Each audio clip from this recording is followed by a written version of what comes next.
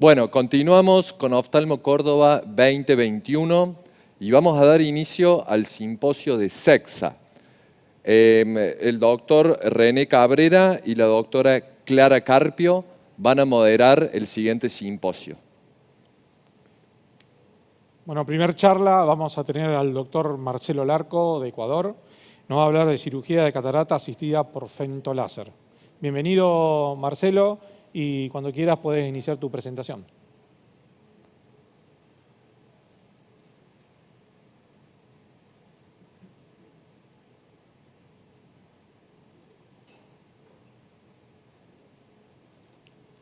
Bienvenido, Marcelo. No sé si estás muteado. Marcelo, ¿podés compartir pantalla? Buenas tardes, gracias por la invitación. Buenas tardes, gracias. Ya podés empezar. Solo un momentito, por favor. Bien.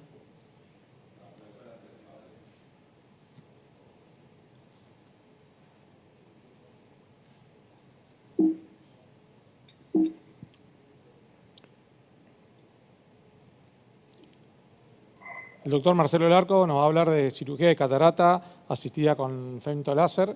Se está preparando la presentación para comenzar. Si tiene alguna dificultad, si querés seguimos con el doctor Luis Real. ¿O ya estás listo? Estoy casi listo, solo un momento. Bien, buenísimo.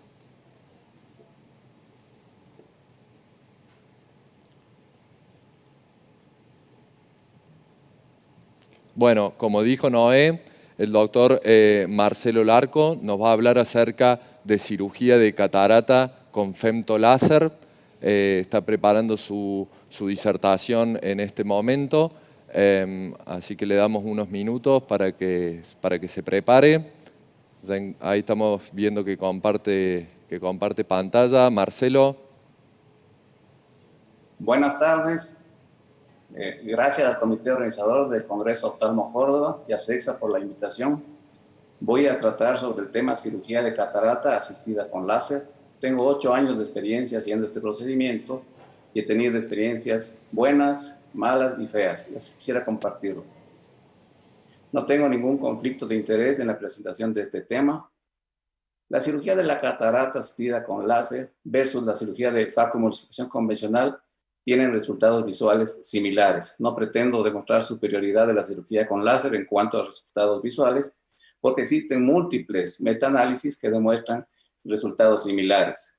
Otro punto flaco es que no es una cirugía costo efectiva. Tal vez eso se mejora cuando estamos tratando con sistemas públicos o semipúblicos, como en mi caso. Uno de los factores que incrementa el costo de la cirugía es que también se incrementa cuando se usa el láser el tiempo quirúrgico. Nosotros en nuestro centro hemos diseñado un sistema en el que el láser está en la sala de operaciones de tal manera que nosotros podemos controlar la realización del procedimiento y mientras estamos operando en un quirófano, el paciente es preparado y está listo para continuar con el siguiente procedimiento. De esa manera se optimiza significativamente el tiempo de la cirugía.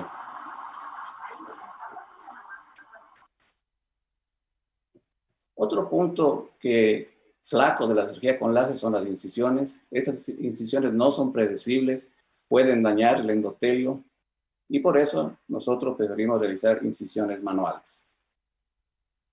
En este estudio se pudo observar que cuando no se realizaron incisiones y cuando se hizo femtos con FACO 0 o sin necesidad de utilizar el ultrasonido, hubo mucho menos pérdida de células endoteliales que cuando se requirió utilizar femto con ultrasonido y se hicieron las incisiones con el femto. A veces ocurren complicaciones graves como esta que tuvimos, que provocó una disminución de la mejor agudeza visual del paciente y como se puede observar en el OCT, hubo un daño del endotelio en el sitio de la incisión. Un caso similar se reportó posteriormente en la literatura. De tal manera que mientras no sean optimizadas las incisiones, no se puedan ubicar exactamente donde decimos, lo recomendable es hacer las incisiones de manera manual. Uno de los fuertes de la cirugía con láser es la capsulotomía, pues nos permite hacerla con mayor precisión y circularidad, conseguir una simetría en el overlap de la cápsula sobre el lente. Eso lleva a una posición más predecible del lente intraocular, a una refracción postoperatoria más estable, con mejor calidad óptica y menor posibilidad de que se opaque la cápsula posterior. Esto lleva también a que haya un menor tilt, un menor descentamiento, lo cual es importante cuando utilizamos lentes de alta tecnología como los lentes tóricos y los lentes multifocales. De tal manera que la cirugía con láser permite o es una cirugía más reproducible con resultados refractivos más exactos o más precisos. Sin embargo, no es 100% efectiva. En ocasiones pueden quedar tags que vuelven a este paso quirúrgico tan importante, desafiante. Y en estos casos tenemos que ser muy cuidadosos para conseguir mantener la integridad de la capsulotomía.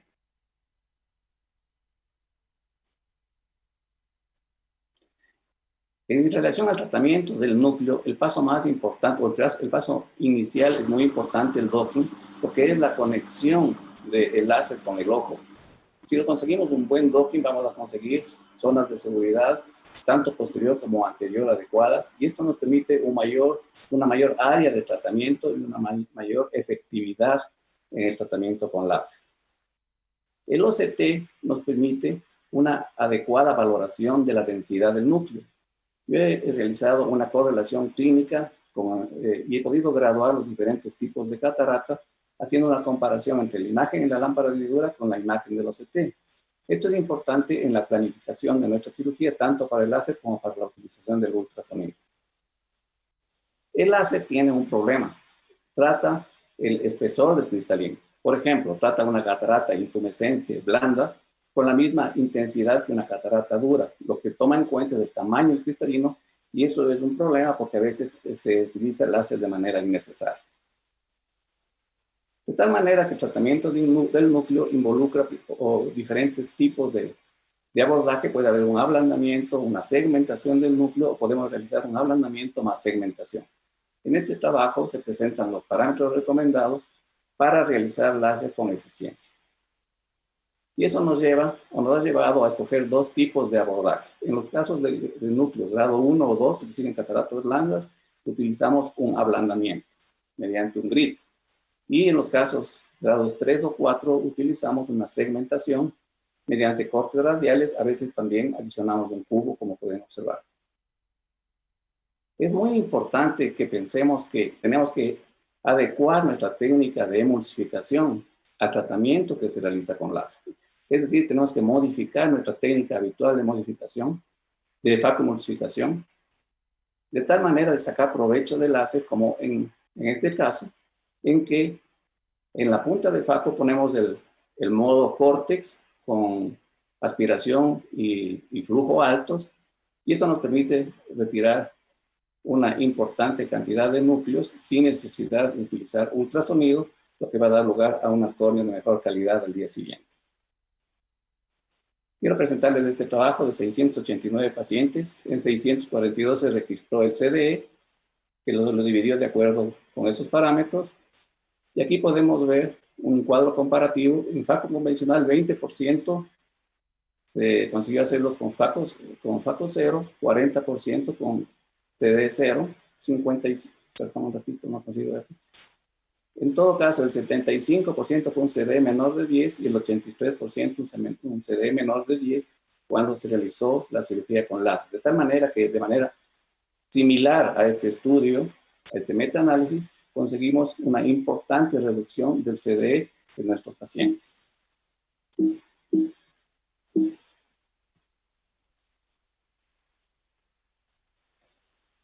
No consigo avanzar. Sin embargo, me he dado cuenta que a veces en nuestro afán de reducir el CDE, prolongamos la cirugía y eso hace que aumente el flujo. Y tenemos que pensar que esa cantidad de líquido que ingresa al ojo también daña las células endoteliales. Por lo tanto, es importante mantener un equilibrio y no preocuparse únicamente de reducir el CDE, sino también de optimizar la cirugía.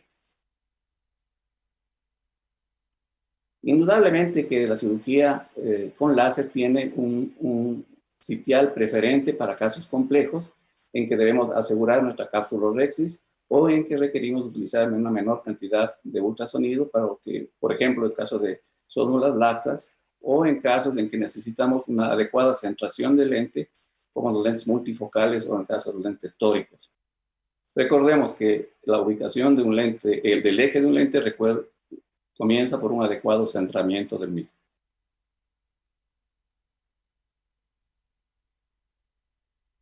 Se ha demostrado también que existe en varios estudios existe una menor tasa de pérdida vítrea en los pacientes que han sido operados con láser.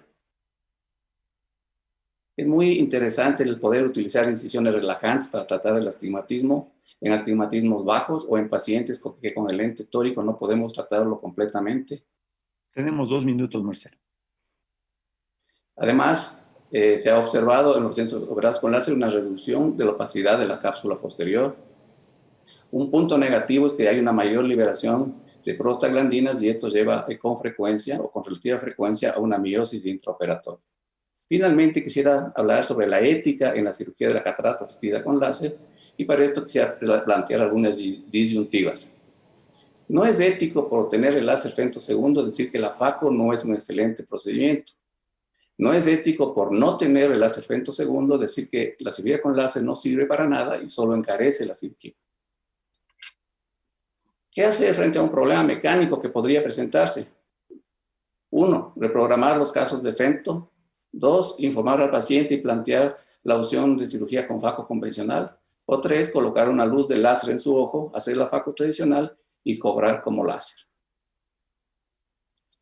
Finalmente, quisiera presentarles esta inquietud. Acude a su consulta un paciente recomendado por un amigo a quien usted le operó exitosamente de catarata, le indica que quiere operarse con láser. Usted le dice que no hace cirugía con láser. Usted no hace cirugía con láser. ¿Qué le indica? Le refiere a otro oftalmólogo que opera con láser. Le convence que no se opere con láser porque no tiene ventaja sobre la FACO convencional. Le pide que espere hasta que usted pueda operarle con láser. Muchas gracias. Bueno, René, Clara, no sé si ustedes quieren hacer alguna pregunta o continuamos con el próximo disertante. Creo que la presentación de Marcelo cubrió todo completamente de la cirugía de catarata con femtoláser. Yo creo que es muy importante verle como una herramienta que facilita la cirugía y él nos ha mostrado números muy claros en cuanto a que los resultados son mejores. Creo que, no sé, María Clara, ¿tú tienes alguna pregunta? Bueno, yo sí quería hacer una pregunta a Marcelo. Bueno, ya sabemos actualmente que los resultados del del femto, son bastante predecibles y reproducibles. Sin embargo, ¿cuál es la parte asistida con femto que vos sientes que más te ayuda o te beneficia esta técnica durante una facoemulsificación? Indudablemente el tratamiento del núcleo, porque me permite reducir el tiempo de ultrasonido. Siempre he pensado que el objetivo de la cirugía con láser tiene que llegar a ser poder retirar la catarata sin necesitar ultrasonido. Yo pienso que ese es el futuro de la cirugía con láser. Y bueno, y una última pregunta así rapidísima, es que si pudieras escoger qué casos harías con femto, si te darían a escoger, no pudieras hacer todos, porque yo sé que haces prácticamente todas tus cirugías con femto, ¿cuáles son los que les darías una prioridad a esta técnica? Los casos, por ejemplo, con menor contagio de células endoteliales, casos de cámaras estrechas, en la que la cápsula Rexis se vuelve desafiante, en cataratas intumescentes para evitar la presentación del signo de la bandera argentina, en pacientes con pseudoexfoliación, en donde me gustaría que el núcleo sea lo más blando posible para que no haya una tracción excesiva de la zona. Bueno, muchas gracias, Marcelo. La verdad que una presentación espectacular y muy clara. Vamos a seguir con el siguiente disertante, que es un placer volver a tenerlo acá, Oftalmo Córdoba. Es un amigo de la casa. Bienvenido, Luis Real. Él nos va a hablar de evento inesperado en cirugía de catarata. Bienvenido, amigo. Hola Noé, hola chicos, muchas gracias. Bueno, vamos a hacer un popurrí de videos, algo muy light, muy ligero para divertirnos un poco. Esto es algo que puede ocurrir con mucha frecuencia. Fíjense cómo el paciente, cuando uno opera con tópica, le pegó un salto a ese ojo y se te daña la rexis. Entonces, empezamos con casos así muy ligeritos. ¿Qué es lo que hay que hacer? Pues darle la vuelta a la rexis, recuperarla y darle el camino adecuado. Esto realmente no tiene mucha ciencia. Simplemente pues estar atentos de que esto pueda ocurrir. Agarrar el ojo desde la incisión puede ser una opción muy buena. Muesca en la rexis. Fíjense lo que hice. Me fui muy atrás con el faco y yo mismo le hice una muesquita. Uno a veces se preocupa de más con esas cosas y lo que quería transmitir es que miren cómo yo la trato y definitivamente no tiene problemas. Pueden aspirar sin problema. Esto vienen dos casos seguidos. Esto es una fibrosis de la cápsula anterior. Esta se ve muy clara. Se ve el pegote de fibrosis por debajo de la cápsula. Ahí se ve la fibrosis, pero sin más. Se libera y más. Esto de aquí, a simple vista, a mí me parecía simplemente una catarata dura. Obviamente está horrorosa, pero no me imaginaba esto. Miren que aquí algo anda mal. Esa fibrosis yo no la vi, porque de entrada era una catarata Michael Jackson, blanca con el núcleo brunescente. Entonces para mí fue una sorpresa. Empecé a hacer varias maniobras, viscodisección, y pensaba que lo podía lograr como lo he logrado otras veces. Sin embargo, no pude hacerlo. Uno utiliza microtijeras y la fibrosis es tan grande que sigo sin poder realizarlo. Según yo, al hacer disección manual iba a poder hacerlo, pero es que esa fibrosis está directamente en la cápsula. No pensemos que está por debajo. La misma cápsula está fibrosada. Y miren lo que hago aquí. Por mejor hacer, le hago yo mismo un desgarro radial. Trato de ir por el otro lado. Pienso que ahora sí voy a poder y no. La misma historia. No me toca más que cortar la placa de fibrosis. Se ve que es una placa muy grande y ahora estoy asustado porque tengo tremenda catarata con una radialización de la rexis. ¿Qué es lo que hay que hacer? En realidad estas radializaciones suelen ser muy estables, se detienen en la zónula y si con algo de experiencia uno puede tener cuidado y continuar. El lente no se inyecta en el saco, se inyecta en el sulcus o en el iris y después se baja y con un poquito de paciencia puede terminar con éxito. Este caso me gusta mucho. Fíjense, se ve que es un caso con cámara estrecha. Yo estoy haciendo iridisección muy suave. Se ve que estoy haciendo disparos pequeños. Y a pesar de eso, miren lo que pasa. Miren la incisión principal. Y no se ve en el video, pero el iris estaba totalmente contra el endotelio. Yo trato de liberar presión y es imposible. Fíjense aquí que van a ver en cámara lenta. ¡Plac! Y toda la presión, yo me imagino que se va por detrás del lente, por el vitrio, y todo el iris está por encima. ¿Qué es lo que tenemos que hacer? Por la incisión principal no vamos a poder liberar nada. Hay que hacer la paracentesis. El problema es que está toda la cámara plana, entonces es muy difícil. Hay que irse muy rectito, con mucho cuidado. Y fíjense que trato de liberar y tampoco puedo, porque el iris me hace un efecto de válvula. Y fíjense que el ojo está hecho una piedra. ¿Qué es lo que hay que hacer? Este es el truco. Uno se mete con una cánula y presiona hacia abajo, hacia el nervio óptico. Y poco a poco la presión se va liberando y el fluido va saliendo. Una vez que hacemos esto, ya podemos manipular la incisión, drenar el resto del líquido que queda y proceder con la cirugía. ¿Cuál es el mensaje? Si uno se pone a molestar en la incisión principal, uno va a hacer las cosas peor. Hay que ir por el otro lado y presionar hacia abajo. Esto es algo que es muy común, todos lo hemos vivido. Miren cómo yo había terminado la cirugía y aparecen esos fragmentitos que uno los aspira fácil. Pero hay otros medianos. Miren, otra sorpresa. Ya iba a aspirar el viscoelástico y miren lo que sale. Ese es más grande, tengo que ayudarme con el Sinskey y me lo logro comer. Pero miren lo que pasa en otros casos. Según yo, ya había terminado, estoy aspirando las cortezas y miren lo que sale de allí.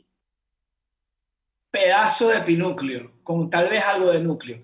Si uno se pone ahí a fregar con la pieza de irrigación-aspiración, uno no va a hacer nada. Uno tiene que meter el faco y sacarlo con el faco. Miren este otro caso. En este caso usé viscoelástico dispersivo.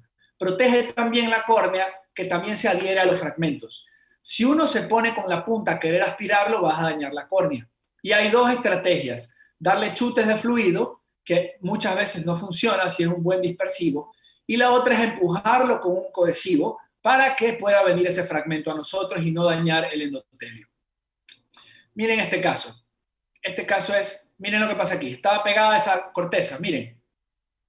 ¿Alguien vio lo que pasó? ¿Alguien se fijó lo que pasó? Miren lo que hay donde saqué esa corteza. Se ve que yo no toco la cápsula, solamente quito la corteza. Y miren el ojal que se abrió. Estaba fibrosada la cápsula con la corteza. Y al aspirarla con violencia, con la IA, como hacemos todos los días, se abrió ese ojal. Bueno, pues lo que hago es dispersivo, técnica en escudo inversa, es decir, dispersivo abajo, cohesivo arriba, y hago viscodisección de lo que queda. Con baja fluídica, aquí la clave es la baja fluídica. Puedes terminar de comerte las cortezas y el epinúcleo. La hialoides sigue intacta. Trato de sacar la placa, me doy cuenta que no voy a poder, así que chao, me voy. Nunca despresurizar la cámara. El lente se inyecta en el sulcus y se baja, porque si ese lente llega a salir disparado, te engalletas por gusto. Se baja con maniobras muy suaves, con el saco bien extendido, con viscoelástico cohesivo, ahora es cohesivo, y puedes terminar con éxito un caso difícil. Este era un chico grande, así que decidí que no quería tocarle la placa, no quería hacer una rexis posterior. Esto a mí me pasa todas las semanas. Para mí es un dolor de cabeza. Miren las ápticas cómo se quedan pegadas.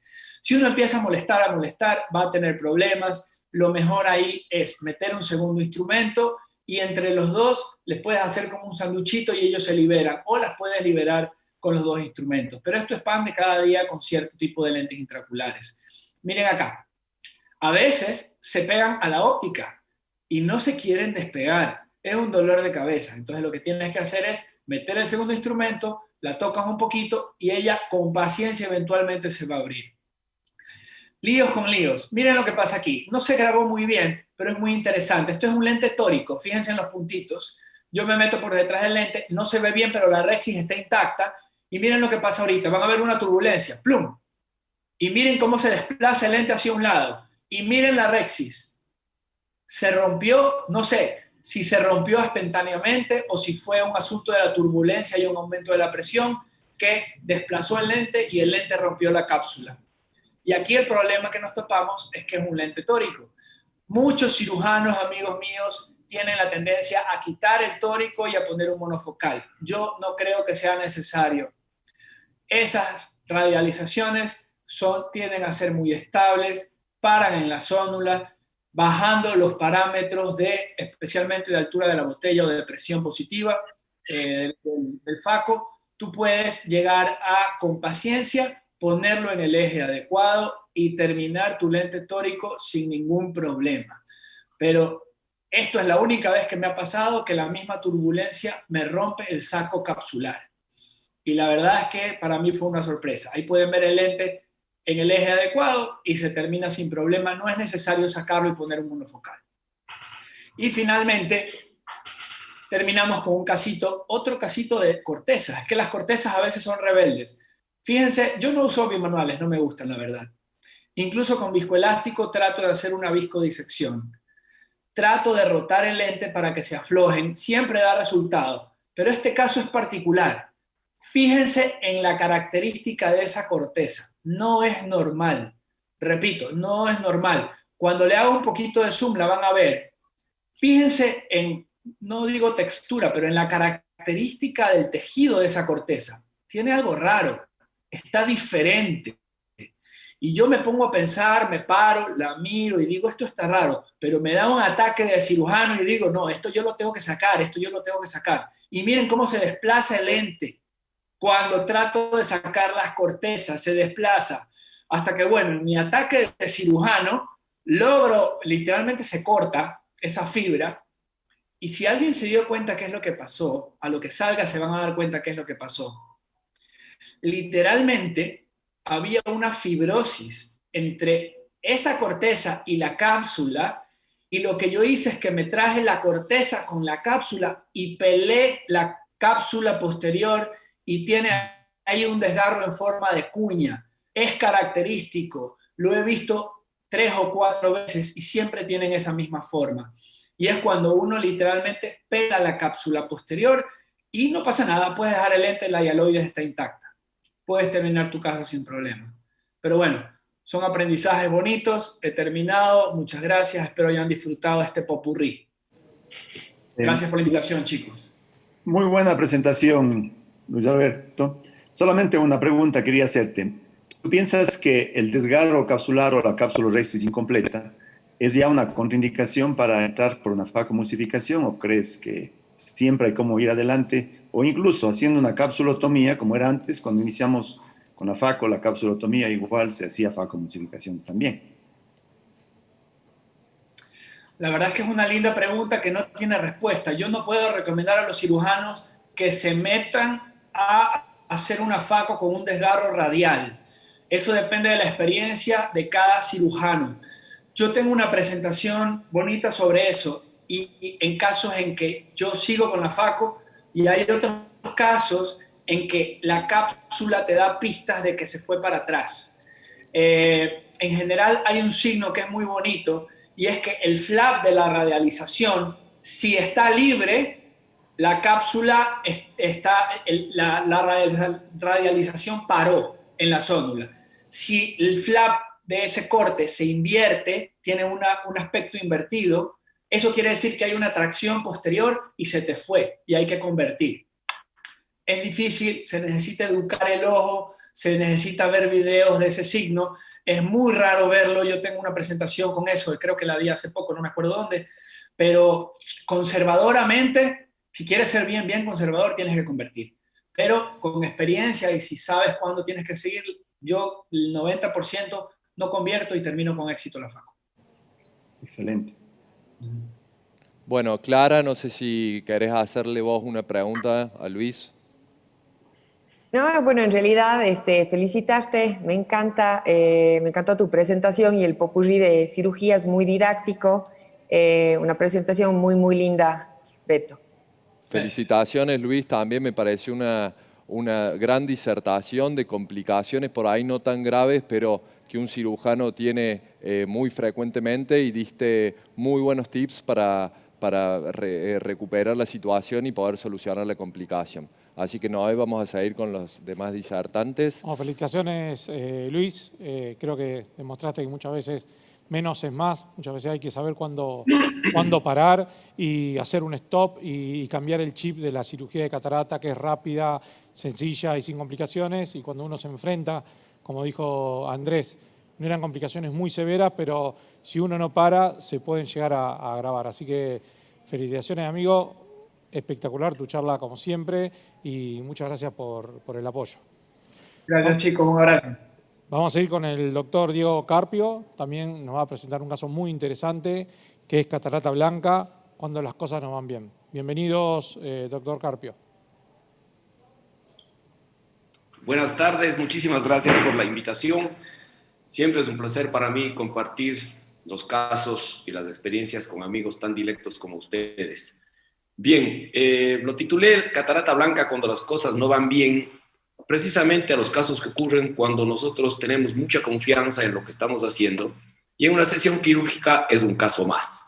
Siempre debemos enfrentar la catarata blanca como algo muy especial. En este primer video ustedes verán, bueno, yo acostumbro teñir absolutamente todas mis cataratas blancas. Como decía Marcelo Larco, estas van muy bien con femto. Y como la vi que era intumescente, entro con una aguja de insulina 30 y realizo aspiración del tejido o del material que se encuentra dentro del VAC. Más sin embargo, trato enseguida, ya creí que había aspirado algo o lo suficiente y enseguida trato de hacer la rexis. Fíjense el comportamiento de la cápsula anterior en un paciente con estas características, en una catarata de estas características, es incierto. Y esto es lo que ocurre. Termino con una mini rexis central. Y entonces aquí lo desafiante es tratar de corregir la rexis y hacer una rexis, una cápsula rexis circular continua que cumpla con los requisitos ideales para una facoemulsificación, como bien se ha conversado antes, evitando la radialización de la cápsula, lo cual complicaría en mucho el pronóstico del éxito de una facoemulsificación. Y fíjense cómo es una cápsula que en cuanto la pinzo con la utrata, se desgarra, se desgaja, es decir, es muy deleznable, y eso ocurre mucho en las cataratas blancas intumescentes, que son cápsulas extremadamente débiles, extremadamente frágiles, y que siempre debemos pensar que esto puede ocurrir, para tomar absolutamente todas las precauciones. Está por demás decirles, pero recalco, aquí está hecho un escudo con viscoelástico dispersivo y cohesivo, tratando de crear una presión adecuada en la cámara anterior para evitar el desgarro capsular y el síndrome de la bandera, o el signo de la bandera argentina. Y fíjense cómo logro irme por fuera del borde de la rexis pequeñita que tenía, con la finalidad de, con mucho cuidado, lograr una cápsula rexis circular continua que me permita realizar una adecuada facoemulsificación. Bien, una vez hecho esto, pues procedo ya con los pasos normales de la facoemulsificación.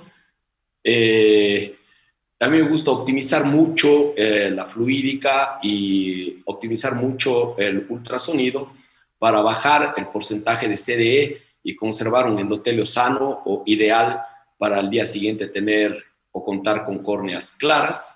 Y en estos casos, pues el desafío es ese, es decir, optimizar parámetros y equilibrar adecuadamente entre fluídica y ultrasonido. Y fíjense que es una cápsula rexis muy buena, parece que fue hecha por Marcelo con su femto, la vemos muy bien y esto nos da la oportunidad de posicionar la lente intraocular de manera muy adecuada. Aquí estoy realizando la inyección de la lente intraocular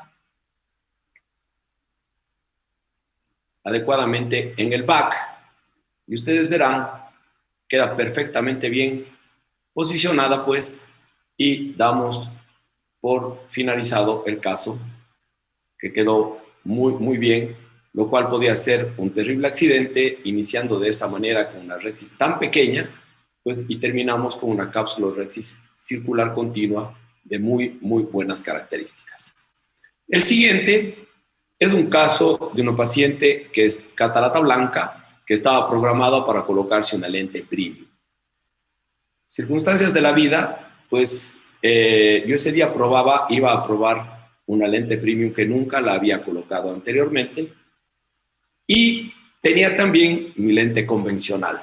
Yo generalmente pongo en estos casos lentes Panoptix, no tengo ningún interés, pero pues es el lente que más tenemos aquí en el Ecuador. Bien, estoy realizando la aspiración.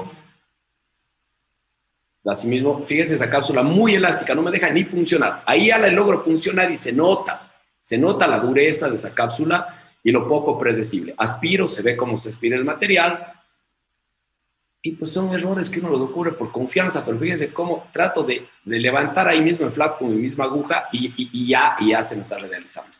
Ese momento ya se está radializando. Vuelvo a presurizar con viscoelástico porque la cámara debe estar totalmente presurizada, pero pongo, este es metilcelulosa que generalmente la pongo para visualizar mejor, pero ya se fue. Comienza a irse, y entonces, ¿qué hago para evitar que se vaya la rexis? Realizo maniobras centrípetas, es decir, ya no circulares, sino jalo hacia el centro del núcleo, fíjense ustedes, de manera centrípeta, para con esto lograr evadir que se radialice más o que se me vaya la rexis.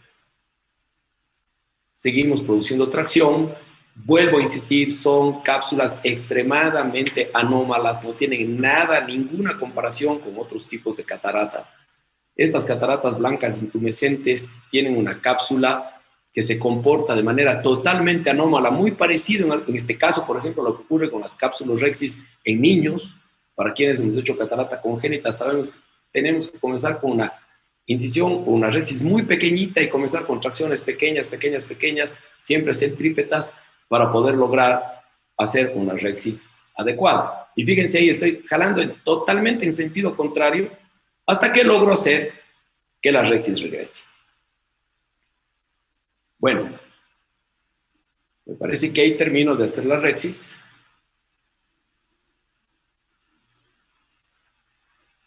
Listo.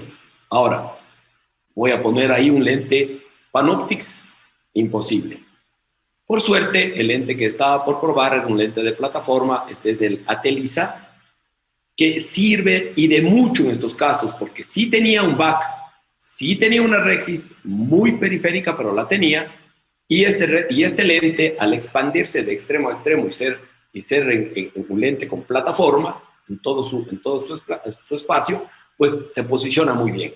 Luego puse aire en la cámara anterior para hacer que el lente se mantenga en su sitio, un lente multifocal, Atelisa, y pues con aire, bajo aire, pongo miostat para lograr la miosis pupilar y el lente quedó perfectamente bien posicionado.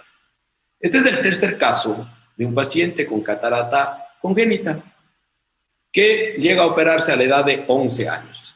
Una catarata blanca, intumescente, congénita, y asimismo, por estar en las secuencias, fíjense, ¿qué se me olvidó ahí? Teñir la cápsula. Y entonces pongo el viscoelástico, hago la incisión principal, y cuando entro y voy a hacer, ya hago mi primera, hago la paracentesis, perdón, hago la incisión de la cápsula anterior con aguja y veo que no he teñido. Pues bueno, lo teñí después, puse viscoelástico, sobre el viscoelástico, perdón, el azul tripán, y se tiñó bastante bien la cápsula, aunque la visualización es muy defectuosa. Sin embargo, enfocándose bien, yendo paso a paso, se puede lograr realizar una muy buena cápsula Rexis. Fíjense, como les decía, maniobra siempre hacia el centro, no hacer maniobras circulares porque las cataratas congénitas se van, se agranda mucho la Rexis y terminan radializándose hacia la cápsula posterior, pues, y resultando un verdadero desastre, interrumpiéndose nuestra cirugía convencional de facoemulsificación. Terminamos de ahí de hacer la Rexis y procedo a hacer la hidrodisección. Como es una catarata blandita, prácticamente es una facoaspiración. Seguimos con la facoaspiración y ya me encuentro que tenía un plastrón posterior muy similar al que mostraba Beto, que está en la cápsula posterior del cristalino. Fíjense ese plastrón, intento varias veces, digo, podré tal vez limpiarlo con la cánula de aspiración, pero es imposible. Viendo que es imposible, pues vuelvo a conformar la cámara y decido inyectar el lente intraocular. Fíjense la Rexis, lo bonita que quedó, a pesar de la poca visualización, quedó perfectamente bien. Un ojo muy miope, un lente 9 el que va a ser implantado.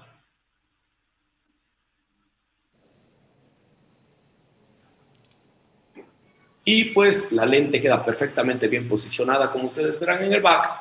Y una vez que he hecho esto, pues acostumbro, vuelvo a decir, a poner metilcelulosa. Fíjense la imagen cómo se aclara para no estar pidiendo todo el tiempo que me pongan gotas en la córnea.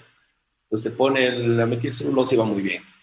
Y entro con un cistítomo, rasgo únicamente la cápsula posterior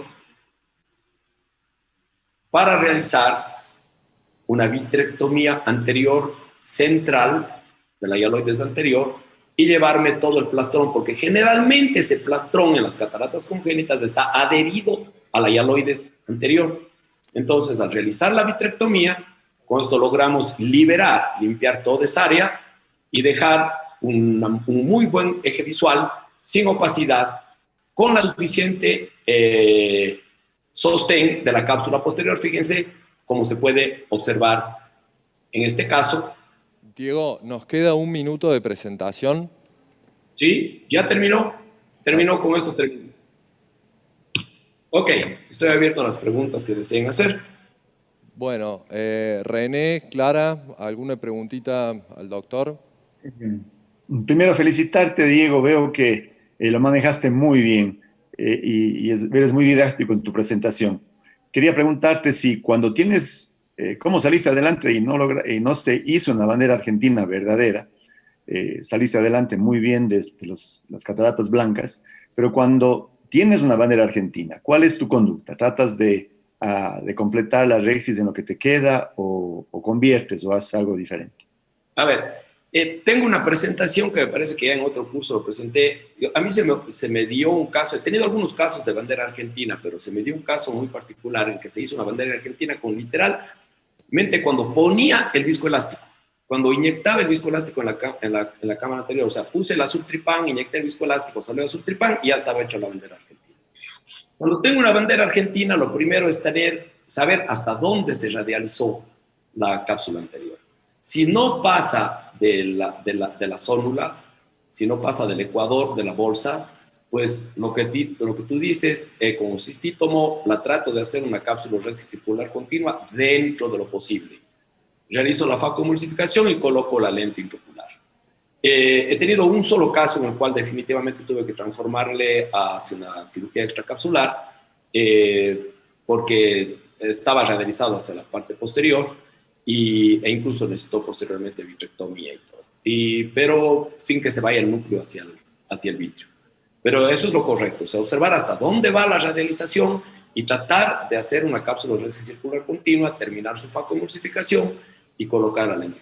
René, muy buena tu pregunta, pero tendríamos que tratar de evitar la bandera argentina.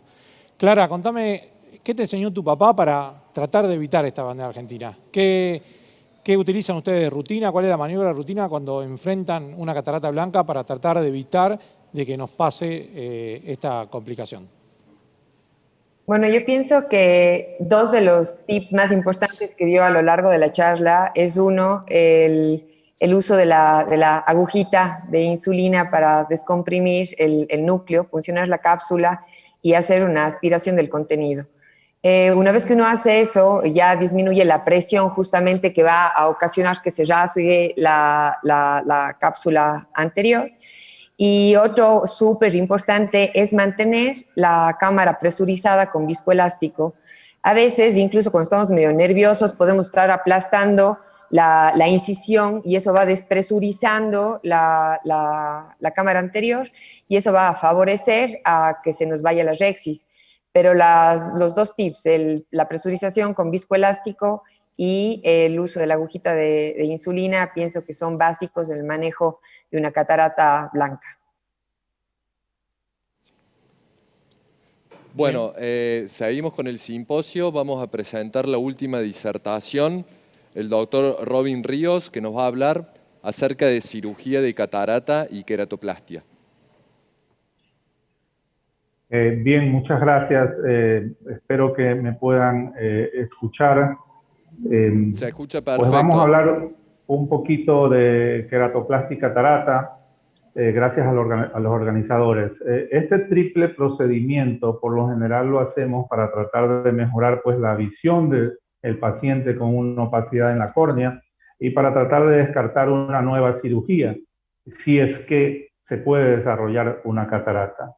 Clásicamente hay dos tipos de abordajes, si es la cirugía simultánea o si es la cirugía separada, cada una con sus ventajas y desventajas. Entre ellas, pues, si es simultánea, pues un solo procedimiento, menor riesgo de daño endotelial, obviamente, pero también hay mayor tiempo quirúrgico, siempre el riesgo de una hemorragia expulsiva, de que se rompa la cápsula, de que a lo mejor el paciente quede afáquico y también los temas de cómo calculamos o no el lente intraocular en estos casos. Y si es una cirugía separada, pues se supone que si la catarata es después de la queratoplastia, tenemos mejores resultados refractivos, aunque podemos lesionar el endotelio. Y entonces también eso puede conllevar a que el injerto no tenga una supervivencia adecuada.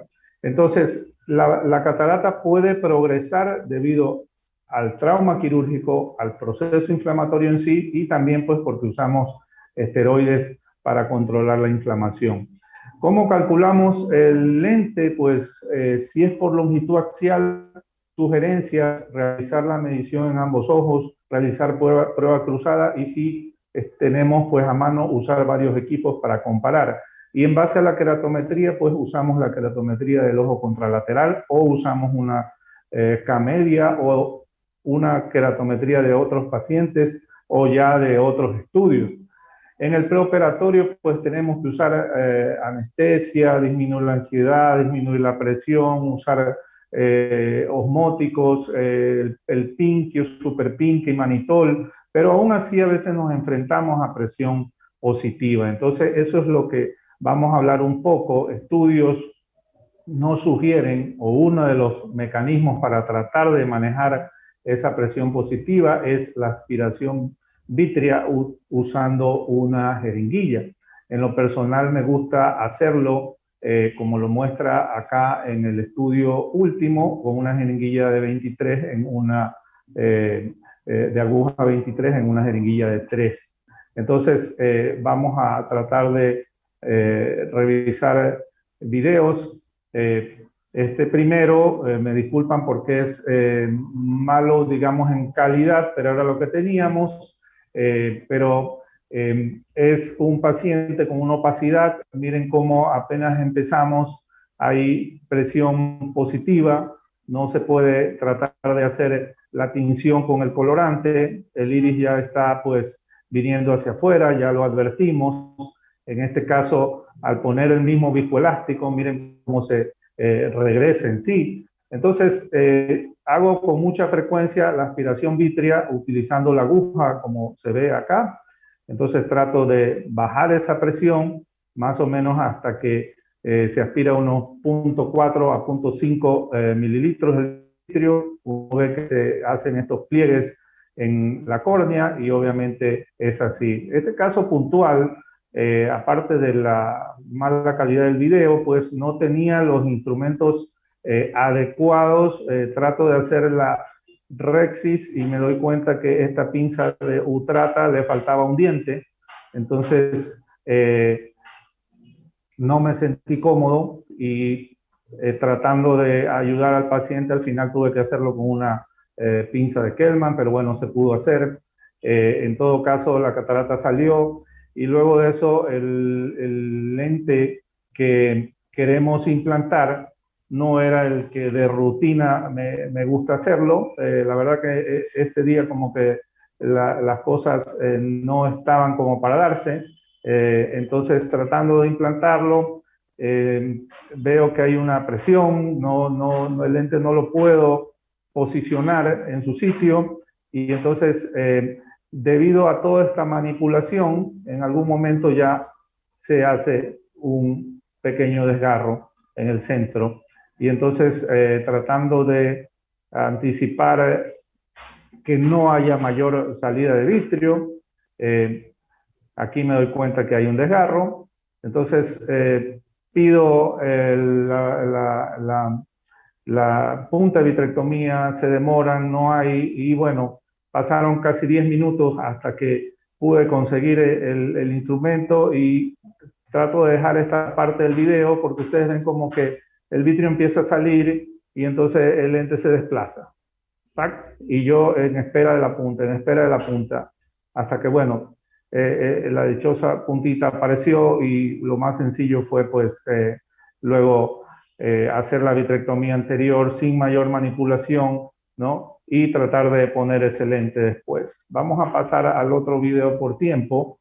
Este es un caso de una úlcera corneal previa. El paciente pues le habían hecho un recubrimiento conjuntival, de estos casos que a veces tratamos de ayudar porque son muy severos. Encontramos unas sinequias, a lo que ya nos damos cuenta más, una catarata blanca completa, así como las que Diego nos mostró. Entonces, aquí sí ya tenemos nuestros instrumentos, de hecho ya está puesto hasta el anillo de Fleringa, hacemos la aspiración vítrea y déjenme ir adelantando un poco por tiempo. Cuando quito una membrana, que esta membrana estaba adherida con la Rexis anterior, entonces, bueno, cuando ya quitamos lo que es la catarata, esta sale con todo. O sea, salió catarata, cápsula posterior, todo.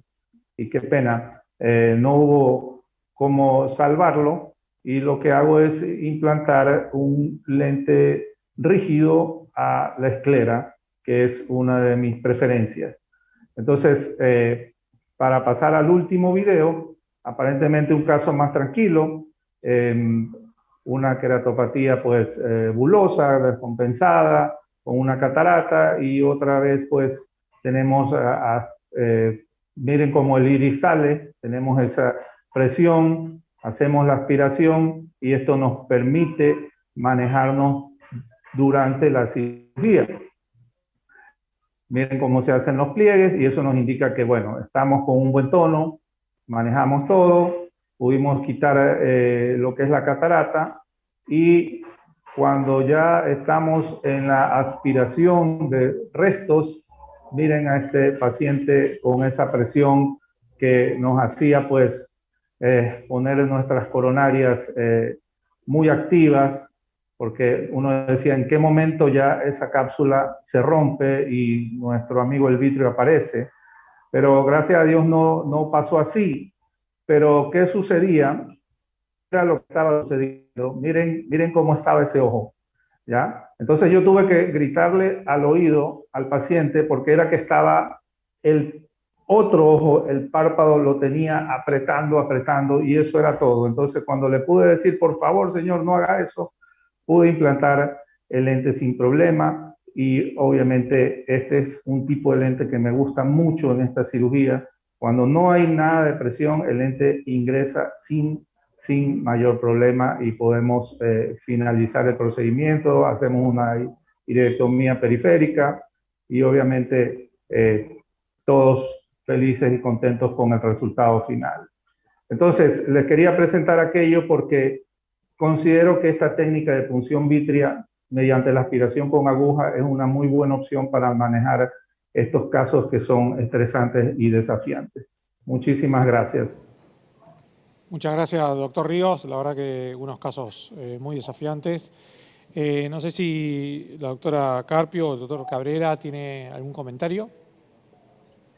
Sí, felicitaciones, Robin. Veo que tus trabajos realmente son difíciles. ¿Cuán importante ves tú el tener una córnea sin vasos para hacer el trasplante y la catarata? ¿O ya tratas simplemente con inmunosupresores y demás a los pacientes directamente? Bueno, creo que ahí va mucho con el tipo de pacientes que nosotros manejamos, ¿no? A nivel hospitalario, que es donde estoy en este momento, estos pacientes a veces necesitan una opción, y ese tipo de opción es la que podemos darle como se maneja en estos casos, ¿no? Lógico, deberíamos tener un ojo muy tranquilo, pero a veces son ojos pues activos y que nos llevan a tener que actuar en el momento necesario. Excelente. María Clara. Bueno, a mí se me hizo bastante interesante esto de la técnica que presentas de punción para aspiración vitrea y así controlar un poco la presión positiva que tienes durante la cirugía.